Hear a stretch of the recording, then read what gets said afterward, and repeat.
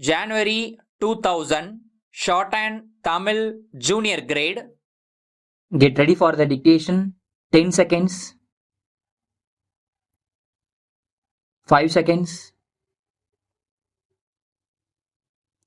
Start. அன்பார்ந்த நண்பர்களே, இந்த இனிய மாலை பொழுதில் தமிழ்நாடு சுற்றுலா வர்த்தக பொருட்காட்சியின் துவக்க விழாவில் கலந்து கொண்டு உங்களை சந்தித்து உரை நிகழ்த்தும் வாய்ப்பை அளித்த சுற்றுலாத்துறை அலுவலர்களுக்கு என் நன்றியை தெரிவித்துக் கொள்கிறேன். இந்த பொருட்காட்சி ஆண்டுதோறும் சென்னை தீவு திடலிலே சிறப்பாக நடைபெறுகின்றது. குறிப்பாக இந்த ஆண்டு நமது நாட்டின் சுதந்திர பொன்விழா ஆண்டாக இருப்பதால் இங்கு அரங்கங்கள் அமைத்துள்ள பல்வேறு துறையை சேர்ந்தவர்களும் தங்கள் துறைகளில் கடந்த 50 ஆண்டுகளில் ஏற்பட்ட முன்னேற்றங்கள் குறித்த தகவல்களை வெகு அழகாகவும் விரிவாகவும் சித்தரித்து வழங்கி இருக்கிறார்கள். மேலும் நமது நாட்டிற்கு சுதந்திரம் பெற்றுத்தர அரும்பாடுபட்ட தலைவர்களின் வாழ்க்கை வரலாறுகளையும் பல இடங்களில் அருமையாக குறிப்பிட்டிருக்கிறார்கள் என்பது பாராட்டுக்குரியதாகும். நான் இந்த விழாவிற்கு வரும்பொழுது ஒரு நண்பர் கேட்ட வினாவையும் அதற்கு நான் அளித்த விடையையும் இங்கு தெரிவிப்பது அவசியம் என கருதுகின்றேன். ஏனெனில் உங்களில் பலரது மனதில் கூட அத்தகைய வினா ஒலித்துக் கொண்டிருக்கக்கூடும்.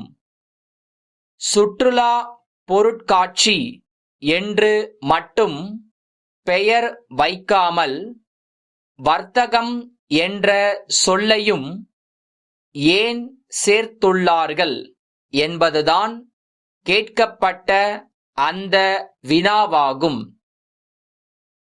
பொருட்காட்சிகளுக்கு வருகை தரும் பல்லாயிரக்கணக்கான மக்கள் தங்கள் வீட்டு உபயோகங்களுக்கு தேவையான பொருட்களை அதிக அளவில் வாங்குவதில் ஆர்வம் காட்டி வருகிறார்கள்.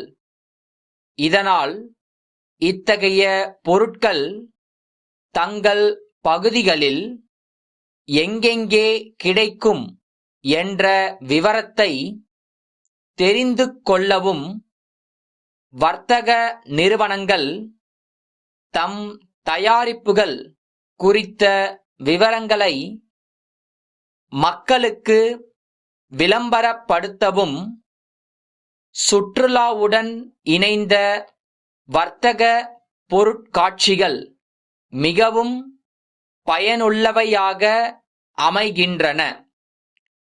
இதன் காரணமாகத்தான் இது சுற்றுலா வர்த்தக பொருட்காட்சி என பெயரிடப்பட்டு வருகின்றது. இத்தகைய பொருட்காட்சிகளை சென்னையில் மட்டும் அல்லாது பல்வேறு மாவட்ட தலைநகரங்களிலும் நடத்த தமிழக அரசு முடிவெடுத்துள்ளது என்ற அறிவிப்பை இங்கு வெளியிடுவதில் மகிழ்ச்சி அடைகிறேன். இன்னும் பல கருத்துக்களை கூற விரும்பினாலும் நேரம் அதிகமாகிவிட்ட காரணத்தால் காலத்தின் அருமை கருதி இங்கு வருகை புரிந்திருக்கும் அனைவருக்கும் என் மனமார்ந்த நன்றியை தெரிவித்து அமைகிறேன். வணக்கம்.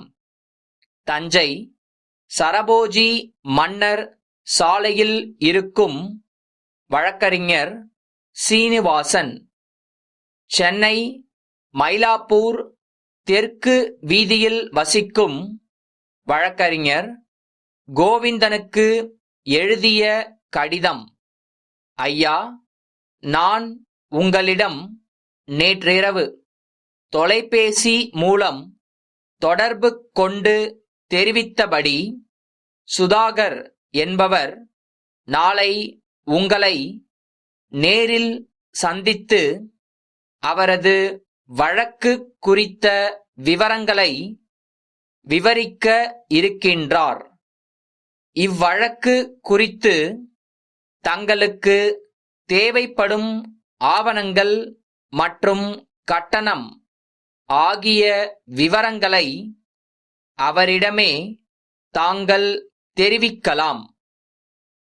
அடுத்த மாதம் சென்னை உயர்நீதிமன்றத்திற்கு ஒரு வழக்கு தொடர்பாக நான் வரவேண்டியுள்ளதால் அப்போது தங்களது அலுவலகத்தில் சந்திக்கிறேன்.